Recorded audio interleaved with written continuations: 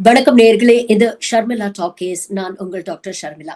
நேத்து அஇஅதிமுகவுடைய பொதுச் செயலாளர் திரு எடப்பாடி பழனிசாமி அவர்கள் ஒரு பிரஸ் மீட் கொடுக்கிறாரு. பல விஷயங்களை அதுல பேசியிருக்கிறாரு. நமக்கு இதில் வழக்கம் போல் சில கேள்விகள் இருக்கு. பத்திரிகையாளர்கள் கேக்குறாங்க, ராமநாதபுரத்துல ஓபிஎஸ் போட்டியிடுறாரு, ஓ பன்னீர்செல்வம் அப்படிங்கிற பேர்ல இன்னும் 4 பேர் மனு தாக்கல் பண்ணியிருக்கிறாங்களே, நீங்க என்ன நினைக்கிறீங்க இத பத்தி அப்படின்னு கேக்குறாங்க. உடனே இவர் பதில் சொல்றாரு, என்னங்க நீங்க கேக்குறீங்க, என்ன கேள்வி இது? இது ஜனநாயக நாடு. இதுல எல்லாருக்குமே போட்டியிடுறதுக்கான எல்லா உரிமைகளும் இருக்கு. எனக்கு என்ன உரிமை இருக்கோ அதே மாதிரி ஓபிஎஸ்க்கும் இருக்கு. அதே மாதிரி தானே மற்றவர்களுக்கும் அந்த உரிமை இருக்கு. இதுல நான் என்ன கருத்து சொல்றது அப்படின்னு சொல்லிட்டு கடந்து போறாரு. பன்னீர்செல்வத்தை தோற்கடிப்பதற்கு 5 பன்னீர்செல்வங்கள் தேவைப்படுதா சார் அப்படின்னு யார் சொன்னது? எல்லாரும் ஆமா, அவரை போய் கேளுங்க. இது என்னங்க, இந்த நாட்டு சுதந்திர நாடுங்க. அந்த ஓ பன்னீர்செல்வம் ஒண்ணுதான், நானும் ஒண்ணுதான், இங்க நிக்கிற வேட்பாளர் ஒண்ணுதான், நீங்களும் ஒண்ணுதான், எல்லாருக்கும் சமம் தான். இது மிகப்பெரிய ஜனநாயக நாடுங்க. இந்த ஜனநாயக நாட்டில் இவர் பெரியவர் அவர் பெரியவர் இல்ல, மக்கள் யார் பெரியவர் நினைக்கிறாங்க அவர் தான் பெரியவர். 5 ஓ பன்னீர்செல்வம் நிக்கிறாங்கிறீங்க, அப்படியே அவர்லாம் தகுதி இல்லாதவரா? அந்த வேட்பாளர் தனக்கு தகுதி இருக்குதான் தேர்தல் நிற்கிறார். நமக்கு இதுல இரண்டே 2 முக்கியமான கேள்விகள் தான். ஒண்ணு, ராமநாதபுரத்துல தானா களத்துல நின்னு ஓபிஎஸ் எதிர்க்கணும், அதுவும் அவரை போலே பேர் கொண்ட 4 பேர் தொடர்ந்து நாமினேஷன் ஃபைல் பண்றாங்க, களத்துல லோக்கல் லெவல்ல அவளை எதிர்க்கணும் அப்படிங்கிற தேவை யாருக்கு இருக்கு? அப்படிப்பட்ட தேவை அந்த தனிப்பட்ட நபர்களுக்கு இருக்கதா? அவங்களுக்கு அதற்கான ஒரு இருப்பு இருக்குதா? அதற்கான ஒரு பேக்கிங் அவங்களுக்கு இருக்கா அப்படின்னு கேட்டீங்கன்னா இல்ல.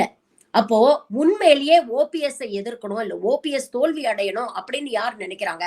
ஓபிஎஸ் யாருக்கு அச்சுறுத்தலா இருக்கிறாரு? இன்னைக்கு ஓபிஎஸ் உடைய நிலைமை என்னன்னா, தன்னோட இருப்பை ப்ரூவ் பண்ணி கட்சியில எப்படியாவது மீண்டும் தான் இழந்த செல்வாக்கை, தான் இழந்த பலத்தை நிலைநிறுத்திக்கணும் அப்படிங்கிறது ஓபிஎஸ் உடைய நோக்கம். அப்போ ஓபிஎஸ் ஓரங்கட்ட வேண்டிய ஒரு தேவை இன்னைக்கு எடப்பாடி அவர்களை தவிர வேற யாருக்குமே இல்லையே. அப்ப தானா ஒரு 4 பேர் நாமினேஷன் ஃபைல் பண்ணாங்க அப்படின்னு நம்ம எடுத்துக்கிறதா, இல்ல இதற்கு பின்னால ஏதோ ஒரு அழுத்தம் இருக்கு அப்படின்னு நம்ம புரிஞ்சுக்கிறதா? இதை உணர்ந்துதான் பிரஸ்ல இப்படிப்பட்ட ஒரு கேள்வியை அவர் கேக்குறாங்க. ஓபிஎஸ் ஓரம் கட்ட வேண்டிய தேவை யாருக்கு இருக்கிறது? லோக்கல் லெவல்ல அவர் எதிர்க்கணும், களம் காணணும் அப்படிங்கிற தேவை யாருக்கு இருக்கு? இப்ப இதுக்கு பின்னால இருக்கக்கூடிய அரசியலை நம்ம புரிஞ்சுக்கணும். இவ்வளவு நாள் எலெக்ஷன்ல போட்டி இருக்கிறார் ஓபிஎஸ். இதுக்கு முன்னால இந்த மாதிரி நடந்திருக்கா?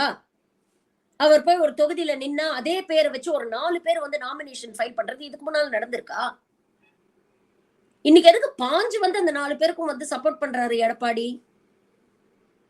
இந்த கேள்விகளை மக்களாகிய நாம் கேட்க வேண்டிய தேவை இருக்கு.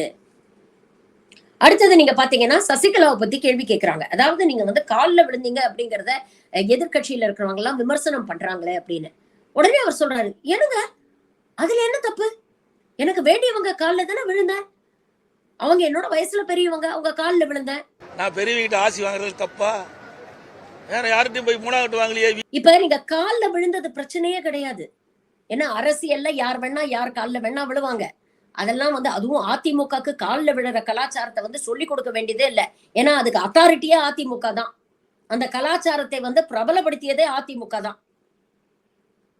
சுயமரியாதை சுயமரியாதை அப்படின்னு அண்ணா பேசினாரு. அந்த அண்ணாவுடைய பெயரை கட்சியில் வைத்துக் கொண்டு எந்தவித அடிப்படை சுயமரியாதையும் இல்லாம போய் தடால நம்ம காலில் விழுந்தவங்க நீங்க தான். இன்னைக்கு அதை நியாயப்படுத்துறாரு. அதுல என்ன தப்பு இருக்கு? அவங்க மூத்தவங்க, அதனால போய் காலில் விழுந்தேன். நீங்க சசிகலா காலில் விழுந்தது யாருக்குமே பிரச்சனை இல்லை. அது உங்களுடைய கட்சியுடைய கலாச்சாரம். ஆனா எதுக்காக காலில் விழுந்தீங்க? நீங்க எவ்வளவு பெரிய சந்தர்ப்பவாதி அப்படிங்கறதை சுட்டி காட்டுறதுக்கு தான் அந்த வீடியோவை திரும்ப திரும்ப வைரல் பண்றாங்க. என்ன, எந்த சசிகலா காலில் தவழ்ந்து விழுந்து போய் ஆட்சியை பிடிச்சீங்களோ பிற்காலத்தில் அதே சசிகலாவுக்கு துரோகம் செய்தவர் நீங்கள். அப்போ நீங்க யாருக்குமே உண்மையா இருக்க முடியாது. உங்களுக்கு அந்த லெவல் ஆஃப் கமிட்மெண்டோ இல்ல எத்திக்ஸோ கிடையாது அப்படிங்கறத மக்களுக்கு சொல்லணும் அப்படிங்கறதுக்காக தான் திரும்ப திரும்ப நீங்க காலில் விழுந்த போட்டோவை போடுறாங்க, இல்ல வீடியோவை வைரல் பண்ணிட்டு இருக்காங்க அப்படிங்கறத நீங்க புரிஞ்சுக்கணும். களத்தில் இன்னைக்கு முதலமைச்சர் மு க ஸ்டாலினோ இல்ல உதயநிதி ஸ்டாலின் அவர்களோ கேட்கக்கூடிய கேள்விகளுக்கு உங்ககிட்ட பதில் இருக்கா மிஸ்டர் எடப்பாடி? முதல்வர் கேட்கிறாரு, கூட்டணியில இருந்து வெளியில வந்துட்டேன்னு சொல்லிட்டீங்க. ஆனா மோடியை எதிர்த்தோ இல்ல பாஜக அரசாங்கத்தை எதிர்த்தோ மேடைகள்ல ஒரு வார்த்தை கூட விமர்சனம், தப்பி தவறி கூட விமர்சனம் வைக்க மாட்டேங்கிறீங்க. அப்போ உங்களுடைய நோக்கம் என்ன? இந்த கள்ள மௌனத்துக்கு என்ன அர்த்தம்? நீங்க கள்ள கூட்டணியில தான் இன்னும் இருக்கீங்க, அதனாலதான் பாஜகவை எதிர்க்க மாட்டேங்கிறீங்க அப்படிங்கிற ஒரு விமர்சனத்தை அவர் வைக்கிறார். அதற்கு இவர் பதில் என்ன சொல்றாரு பாத்தீங்களா பிரஸ் மீட்ல? மாநில அரசாங்கத்தை விமர்சனம் செய்யக்கூடிய அளவிற்கு மத்திய அரசாங்கத்தை பற்றி எடப்பாடி பழனிசாமி சார் அவ்வளவு பேச மாட்டேங்க. அதாவது ஒன்னு புரிஞ்சுக்கணும், ஒரு கூட்டணியில கடைசி வரைக்கும் இருக்கிறோம், கடைசியில் வந்துடும். வெளியில் வந்த பிறகு என்னத்தை பேசுவீங்க? ஏங்க திமுக மாதிரி நாங்கள் இல்லைங்க. அண்ணா திமுகங்கிறது கூட்டணி தர்மத்தை கடைபிடிக்கிற கட்சி. நாங்கள் வெளியில் வந்த பிறகு நீ தவறு செஞ்ச உடனடியாக கேட்போம். கூட்டணிங்கிறது 2 பேரும் சரிசமமா போட்டிடுறப்ப எங்கள் கூட்டணியில் தேசிய முற்போக்கு திராவிட கழகம் இருக்குது, நாங்கள் 2 பேர் இருந்துகிட்டு இருக்கோம். நாங்கள் அதுலேருந்து வெளியில் வந்துடுறோம், அப்புறம் தான் பேச வேணும். அதுக்கு முந்தி பேசுனா அதுதான் தவறு. கூட்டணிக்குள்ள இருந்துகிட்டே உள்ளடி வேலை செய்யறாங்கன்னு அர்த்தம். அது திமுக கை வந்த கலை, அண்ணா திமுக அப்படி அல்ல. ஆமாங்க, இவ்வளவு நாள் பயணிச்சிருக்கோம், இவ்வளவு நாள் கூட்டணியில இருந்திருக்கோம், இப்ப வேணான்னு மொத்தமா வெளியில வந்துட்டோம். நாங்க கூட்டணி தர்மத்தை மதிக்கக்கூடிய ஒரு கட்சி. கூட்டணியில இருக்கிற வரைக்கும் நாங்க எதுவும் பேசல. இப்ப வெளியில வந்துட்டோம், இனிமேல் ஏதாவது அநீதி நடந்ததுன்னா நாங்க பேசுவோம். எவ்வளவு வேடிக்கையா இருக்கு பாருங்க.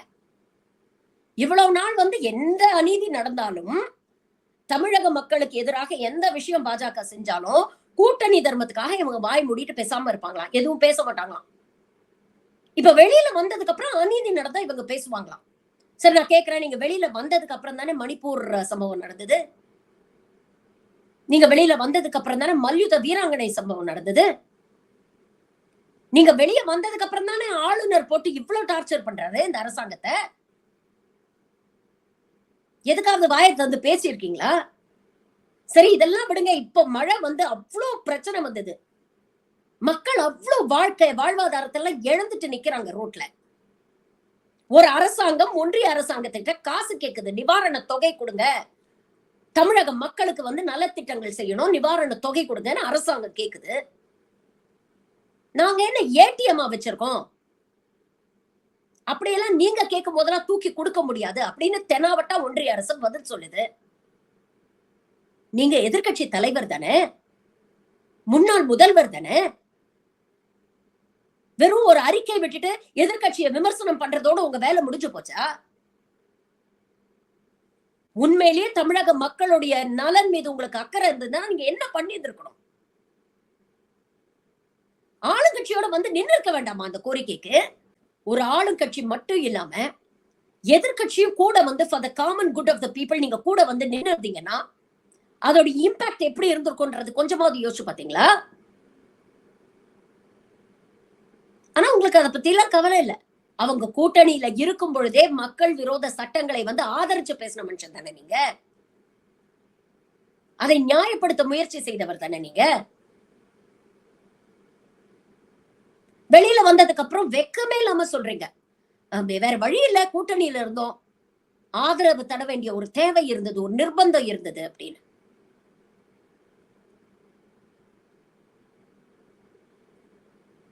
இன்னைக்கு அதை நியாயப்படுத்த நீங்க முயற்சி பண்றீங்க. அப்போ at the end of the day உங்க கட்சியில இருக்கிறவங்களுக்கும் நீங்க உண்மையா இல்ல, உங்க தமிழக மக்களுக்கும் நீங்க உண்மையாக இல்ல. யாரை எதிர்த்து பேசணுமோ அங்க பேச மாட்டேங்கிறீங்க, வாயை முடிட்டு கப் சுப்புன்னு இருக்கீங்க. ஏன்னா ஆளுநரை எதிர்த்து பேசினா உடனே அவர் உங்க மேல இருக்கக்கூடிய வழக்குகளுக்கு கையெழுத்து போட்டு நடவடிக்கை எடுக்க பர்மிஷன் கொடுத்துருவாரு. ஒன்றிய அரசை எதிர்த்து பேசினா சின்னத்துக்கு பிரச்சனை வரும், இல்ல வழக்குகள் தூசி தட்டி எடுக்கப்படும், முதலுக்கே மோசமாயிரும். அதனால ரொம்ப சேஃபா திமுகவை எதிர்த்து பேச வேண்டியது. புரட்சி தலைவர் எம்ஜிஆரும் புரட்சி தலைவி ஜெயலலிதாவும் கஷ்டப்பட்டு வளர்த்த ஒரு கட்சிய இன்னைக்கு எந்த நிலைமைக்கு கொண்டு வந்துட்டாருன்னு பாத்தீங்களா? அதிமுகவை ஜெயலலிதாவுக்கு முன் ஜெயலலிதாவுக்கு பின் அப்படின்னு கொஞ்சம் யோசிச்சு பாருங்க. இன்னைக்கு கண்மூடித்தனமா எடப்பாடியை ஆளுமைன்னு சொல்லி எடப்பாடிக்கு சப்போர்ட் பண்ணக்கூடிய மக்கள் கொஞ்சம் யோசிச்சு பாருங்க. தைரியமா மோடியா லேடியான்னு கேட்ட அம்மா அந்த அம்மா. அவங்க இன்னைக்கு உயிரோட இருந்திருந்தா பாஜகவோட கூட்டணி வச்சிருப்பாங்களா? மேடையில பகிரங்கமா மக்கள் கிட்ட மன்னிப்பு கேட்டாங்க. நான் பண்ண ஒரு பெரிய தப்பு பாஜகவோடைய கூட்டணி வச்சதுதான், இனிமேல் நான் சாகர வரைக்கும் அந்த தப்பை நான் செய்ய மாட்டேன் அப்படின்னு சொன்னமா அந்த அம்மா. அவங்க உயிரோட இருந்திருந்தா சிஏஏ என்ஆர்சிக்கு ஆதரவு தெரிவிச்சிருப்பாங்களா? வேளாண் சட்டங்களுக்கு ஆதரவு தெரிவிச்சிருப்பாங்களா? யூனிஃபார்ம் சிவில் கோடுக்கு ஆதரவு தெரிவிச்சிருப்பாங்களா? மணிப்பூர்ல பெண்களை நிர்வாணப்படுத்தி ஊர்வலமா கூட்டிட்டு போனாங்களே, அம்மா பாத்துக்கிட்டு பேசாம இருந்திருப்பாங்களா? மல்யுத்த வீராங்கனைகள் நாட்டுக்கு பெருமை தேடி தந்தவர்கள், அவங்கள தரதரன்னு இழுத்துட்டு போனாங்களே, மழை வெள்ள நிவாரணம் கொடுக்காம நம்மளை ஏய்க்குதுங்க ஒன்றிய அரசு. அம்மா இன்னைக்கு உயிரோட இருந்திருந்தா இதை பார்த்துட்டு பேசாம இருந்திருப்பாங்களா? இன்னைக்கு பாஜக கூட்டணியில இருந்து வெளியில வந்துட்டோம், நாங்க தனி ஆளுமை அப்படின்னு சொல்லக்கூடிய எடப்பாடி ஒரு 5 மாசம் முன்னால வரைக்கும் எதற்கெல்லாம் அம்மா ஆதரவு தெரிவிச்சிருக்க மாட்டாங்களோ அதை எல்லாத்தையும் ஏத்துக்கிட்டு பாஜகவுக்கு ஜால்ரா போட்டு மண்டைய ஆட்டிட்டு இருந்தார்.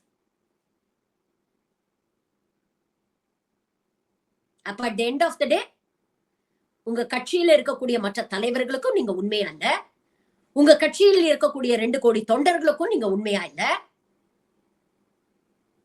உங்களை நம்பி ஓட்டு போட்டு ஜெயிக்க வச்சு எதிர்கட்சி தலைவரா உட்கார வச்ச தமிழக மக்களுக்கும் நீங்க உண்மையா இல்ல. அப்ப யாருக்குதான் சார் நீங்க உண்மையா இருக்கீங்க?